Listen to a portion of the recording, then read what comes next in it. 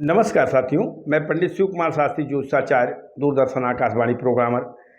आज अपने YouTube channel Shastri सरल के माध्यम से प्रत्येक दिन की भांति एक रचना लेकर के आया हूं। तो आज की मेरी रचना गीत के रूप में है और गीत का शीर्षक है शंका और समाधान। वास्तव में ये जीवन दो ही बिंदुओं पे चलता है, शंका कि ये काम हमारा होगा कि नहीं होगा, और उसका समाधान होने पे जीवन मिल जाता है। कहीं शंका पैदा होती है तो जी डूबने लगता है, और जब समाधान हो जाता है तो प्राणवायु जो है बड़े वेग से चलने लगती है। तो कुल मिला के साथियों, हर कार्य में प्रतिदिन का जो दिनचर्या है वो शंकाओं और समाधान पर आधारित है। तो इसलिए आज का मेरा गीत सुनिएगा कि संसार में शंका और समाधान के बीच में जीवन दोलन की तरह कैसे घूमता रहता है। मैंने लिखा है कि शंका समाधान जीवन का पहलू अहम। ये शंका और उसका समाधान ये पैदा होते ही शुरू हो जाता है। शंका समाधान जीवन का पहलू अहम, और संज्ञान से शुरू आत्मज्ञान पे खत्म। जैसे दिमाग में आई कोई बात, बस शंकाएं शुरू हो गई, काम होगा कि नहीं होगा, ये होगा कि नहीं होगा, ये आदमी सही है कि नहीं है, सौदा लिया तो ये सही है कि नहीं है। लेकिन जब आत्मज्ञान आता है तभी शंकाएं साथ छोड़ती हैं। इसलिए कहना है कि संज्ञान से शुरू और आत्मज्ञान पे खत्म। कैसे? मान लिया पत्नी को गर्भ रह गया, पेट में बच्चा आ गया, तो एक पिता क्या सोचता है, माँ क्या सोचती है। जब बच्चा पेट में आया वहीं से शंका शुरू। जीवन की शंका की बात मैं करूँगा, मोटी मोटी बातें करूँगा।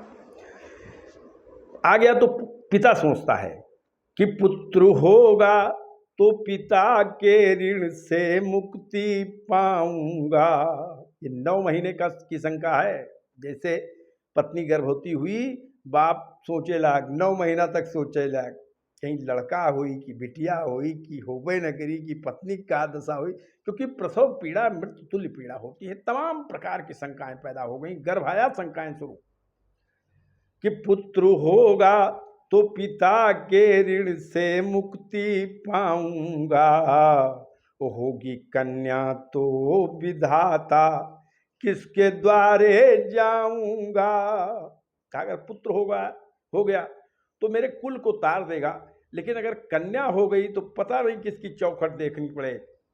एक से एक धुरंधर पड़े हुए हैं। कोई मांस खाना चाहता है, कोई पैसा नोचना चाहता है, कोई टार्चर करना चाहता है। एक से एक धुरंधर संसार में पड़े हैं। बेटी हो जाए बस वो ठग्गू आपसे मिल जाएंगे, जीवन भर आपको परेशान करते रहेंगे।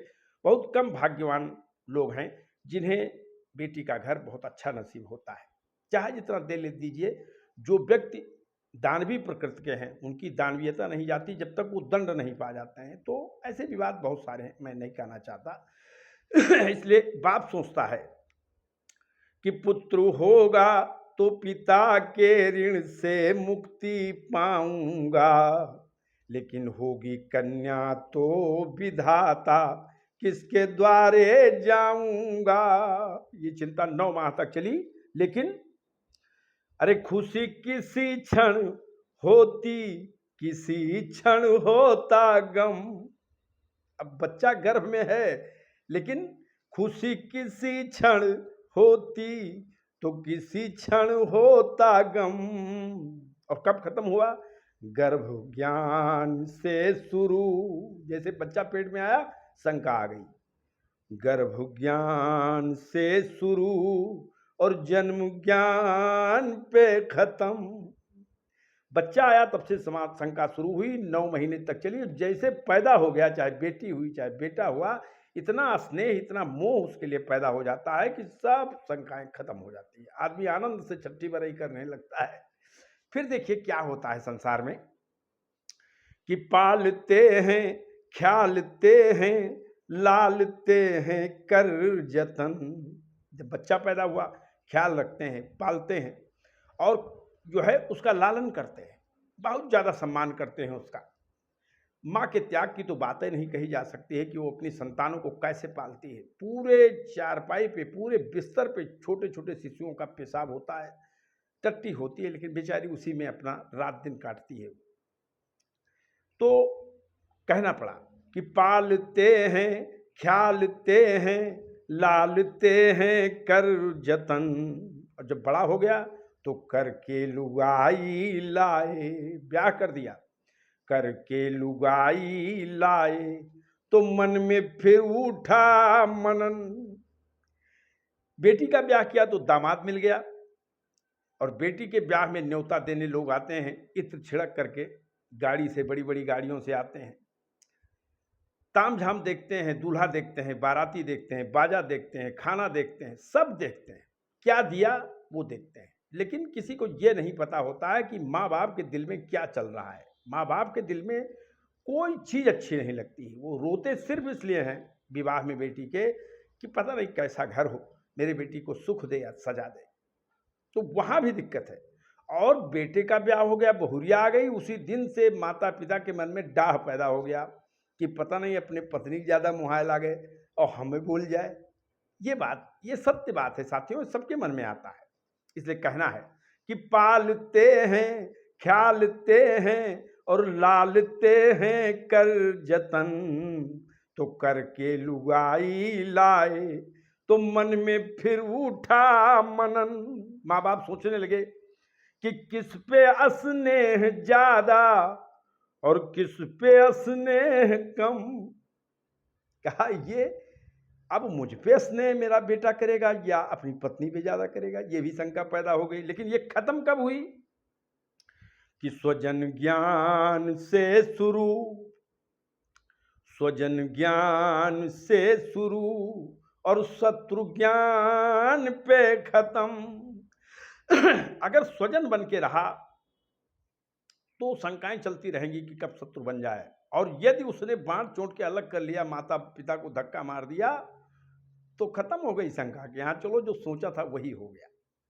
इसलिए कहना है कि स्वजन ज्ञान से शुरू और शत्रु ज्ञान पे खत्म।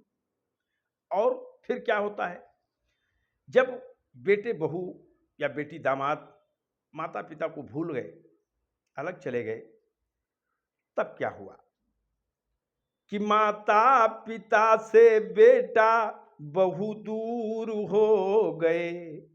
माता पिता बड़े प्यार से पढ़ाते हैं, लिखाते हैं, नौकरी दिलाते हैं, उनको अमेरिका भेज देते हैं, दिल्ली भेज देते हैं, महाराष्ट्र भेज देते हैं, दूर दूर प्रदेशों में, देशों में भेज देते हैं।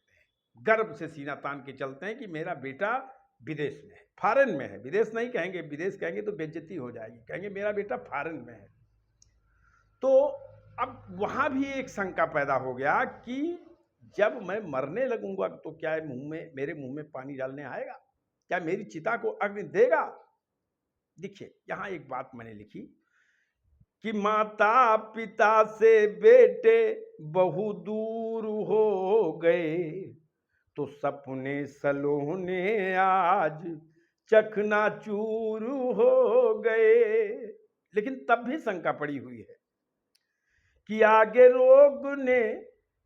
रोग ने मिटाया मन का आखिरी भरम। बेटा तो चला गया विदेश में, लेकिन माता पिता अपने आप कर खा रहे हैं, लेकिन वो सोच रहे हैं कि भाई जब मरने लगेंगे तब तो आएगा ही, कहाँ जाएगा, बेटा तो मेरा है। देहात में कहावत है, हाथी घूमे गांव गांव, जिसकी हाथी उसका नाव। तो ये भ्रम रहता है, ये शंका रहता है, लेकिन एक बात चलती है, पता नहीं आए कि ना आए, ये भी बात रहती है। तो इसलिए मैंने लिखा कि जब रोग दबा लिया, माता पिता बुजुर्ग हो गए और उनको बीमारी हो गई, वो चारपाई पे गिर गए, बार बार फोन कर रहे हैं, बेटा आ जाओ, बेटा आ जाओ, मेरे अंतिम दिन चल रहे हैं, लेकिन वो यही फोन कर रहा है, मम्मी मैं व्यस्त हूँ, छुट्टी मिल जाए आता हूँ, व्यस्त हूँ व्यस्त हूँ व्यस्त हूँ। वो भी शंका खत्म हो गई कि मेरा बेटा मुझे मरते समय में आएगा, मिलेगा कि नहीं मिलेगा। इसलिए लिखना पड़ा किया के रोग ने मिटाया मन का आखिरी बहम, तो व्यस्त ज्ञान से शुरू। फोन करने लगे, वो कहने लगे व्यस्त हैं, तब तक शंका पड़ी हुई नहीं, आएगा आएगा। लेकिन मस्त ज्ञान पे खत्म। जब माता पिता को पड़ोसी कपड़े पहनाने लगे, पानी देने लगे, उठाने बैठाने लगे, बेटा नहीं आया, तो माता पिता समझ गए कि मेरा बेटा व्यस्त है। तो आके रोग ने मिटाया मन का आखिरी वहम, और मस्त व्यस्त ज्ञान से शुरू और मस्त ज्ञान पे खत्म। अब मर गए, बेटे नहीं आए, शंका का समाधान हो गया, पारिवारिक शंका का समाधान हो गया। लेकिन आगे सुनिए कि जीवन इन्हीं शंकाओं के प्रदोलन में घूमता रहता है कि शंकाओं में तपते रहे जब तक के वो जिए। जब तक जीवन है शंकाएं हैं, वो चाहे संबंधों के प्रति हो, चाहे काम के प्रति हो, चाहे शरीर के प्रति हो, चाहे किसी भी चीज के प्रति शंकाएं रहती हैं। उसका समाधान ही जीवन है, और शंका जो है रोज मृत्यु का एहसास कराती है। और गीता भी कहती है कि संशय आत्मा विनश्यति, विनाश उसी का होता है जो संशय निरंतर जिनके दिमाग में चलता रहता है। इसलिए कहना पड़ा कि शंकाओं में तपते रहे जब तक के वो जिए, और लो आज 4 कंधों पे लद करके चल दिए। एक समय आ गया, सारी शंकाएं संसार में छूट गई, 4 कंधे मिल गए और आदमी जा रहा है शमशान घाट। तो शंकाओं में तपते रहे जब तक के वो जिए, और लो आज 4 कंधों पे लद करके चल दिए। तो आज छूटी है सरल सारी गहमा गहम। आंख मूंद गया, सारी गहमा गहमी संसार की समाप्त। आज छूटी है सरल सारी गहमा गहम, तो जन्म ज्ञान से शुरू। पैदा हुए थे जिस शंका ने पीछा किया, वो मृत्यु ज्ञान पे खत्म। और जैसे पता चला मर गए, तो न उनके ऊपर कोई शक करने वाला, न वो किसी के ऊपर शक करने वाले। तो इस तरह जीवन जो है शंका और समाधान के बीच डोलता रहता है। कहना पड़ा कि शंका समाधान जीवन के पहलू अहम, और संज्ञान से शुरू। किसी बात का संज्ञान में आया कोई बात, बस शंका शुरू, होगा कि नहीं होगा, ऐसा होगा कि वैसा होगा। तो संज्ञान से शुरू और आत्मज्ञान से खत्म। इसलिए कहा गया है कि सुखी वही है जो किसी से अपेक्षा नहीं करता है, और जो अपेक्षा करता है अनपेक्षो सुचिर दक्षो, गीता भी कहती है। तो अपेक्षा जो है संसार को जोड़ने वाला सबसे बड़ा गुण भी है, और संसार में तिल तिल कर मारने वाला सबसे बड़ा अवगुण भी है साथियों। लेकिन ये संसार है, विष्णु और माया भगवती यदा सम्मोहितम जगत बलादा कृष्ण मोहाय महामाया प्रक्षति। ये तो संसार है, बार बार अगर जाने का मन नहीं कर रहा है तो कहीं दायित्व बोध होता है, कहीं धर्म बोध होता है, कहीं संबंध का बोध होता है। कितना भी अपमानित होइए, जाना ही पड़ता है। जय जय श्री सीताराम, हर हर महादेव। साथियों, कविता हमारी सुनिएगा, ये गीत हमारा सुनिएगा, निसंदेह कुछ न कुछ आपको ज्ञान प्राप्त होगा। हरि ओम शरण।